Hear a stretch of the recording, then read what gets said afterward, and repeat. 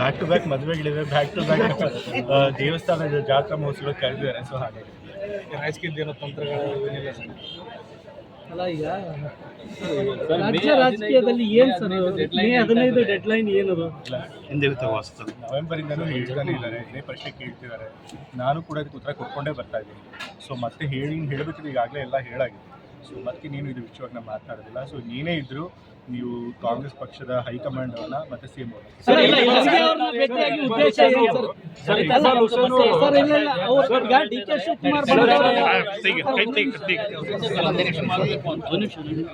ಈಗ ಏನಾದರೂ ಹೈಕಮಾಂಡ್ ಅವರು ಇಳಿಸಿದ್ರೆ ಅವಾಗ ಆ ಪ್ರಶ್ನೆ ಎಲ್ಲ ಬರುತ್ತೆ. ಸೊ ಅವಾಗ ಆದಾಗ ಖಂಡಿತ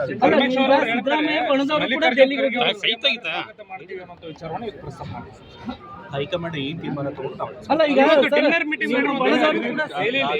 ಮಾದೇವಪ್ಪ ಅವ್ರ ಮನೆಯಲ್ಲಿ, ಸುನೀಲ್ ಬೋಸ್ ಅವ್ರ ಮನೆಯಲ್ಲಿ, ಆಕಾಂಕ್ಷಿಗಳಾಗಿದ್ದಾರೆ. ಹಿರಿಯ ಶಾಸಕರು ಏನಿದ್ದಾರೆ ನಿಮ್ಮ ಪಕ್ಷದಲ್ಲಿ ಇದ್ದವರು ಸಚಿವ ಸ್ಥಾನ ಆಕಾಂಕ್ಷಿಗಳಾಗಿದ್ದಾರೆ. ಅವರೆಲ್ಲರೂ ಕೂಡ ದೆಹಲಿಗೆ ಹೋಗ್ತಾ ಇದ್ದಾರೆ, ಹೈಕಮಾಂಡ್ ನಾಯಕರನ್ನ ಭೇಟಿ ಮಾಡ್ತಾ ಇದ್ದಾರೆ, ನಮಗೂ ಸಚಿವ ಸ್ಥಾನ ನೀಡಿ ಅಂತಿದ್ದಾರೆ.